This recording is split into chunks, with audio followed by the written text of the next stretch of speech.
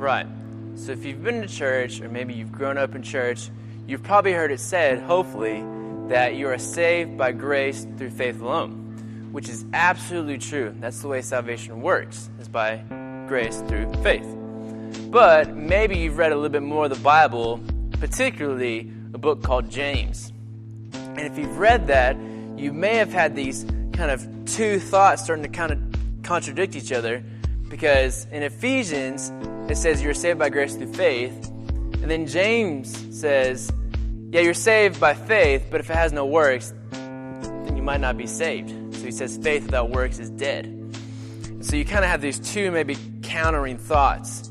And I kind of want to help deconstruct that a little bit and maybe help us understand what James is saying. And the best way I can think about doing this is think about a dating relationship. So let's say you have a couple, Bob and Joanne, okay? So Bob and Joanne are dating for about a month, and everything's going great. They absolutely love spending time together. And then what happens is after that month, they really kind of stop talking to each other as much. So maybe Bob stops buying her flowers, and he stops taking her on dates, and really kind of even gets to the point where they're not even talking that much anymore. And really to the point where they're not talking at all. And so about 6 or 7 months in, they haven't talked for like 4 or 5 months. And so if we were to come in at that point in the relationship, we would probably say, yeah, I don't think they're dating anymore. They're not even talking to each other, right? And so I think maybe we could use this illustration to help us understand what James is trying to say in his book when he's saying faith without works is dead. Because if you truly care for somebody,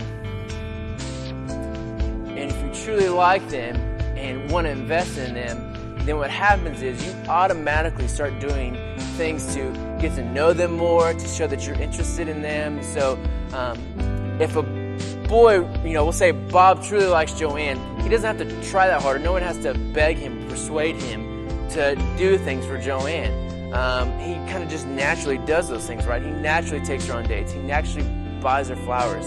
He naturally kind of does things for her joy, okay? And so I think the similar thing is going on with faith and works, and that you're completely saved by faith. And if you were completely saved, and that's absolutely true, then that should produce works, aka a prayer life, a love for the Bible, a love for the poor, a love for the homeless, a love for justice.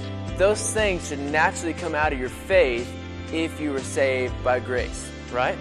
And so that's kind of an illustration to maybe help paint that picture of what's going on in James. James is not saying you're saved by your good works, and if you're a really good boy or you're a really good girl, then that's what saves you plus faith. He's actually saying if you were actually saved, then that faith should start producing fruits, maybe as Jesus would say. That faith would start producing love, joy, patience, peace, kindness, gentleness. And so that's what I think James is trying to say, is he's not saying it's faith plus this, but he's actually saying it's faith, and it's faith by what it produces. I think Jesus says the same thing when he says, I'm the vine and you are the branches. Anyone who does not abide in me is cut off. And he's saying faith in me will produce something, right? So maybe we should think about, if we're really calling ourselves Christians, where's our fruit to back that up?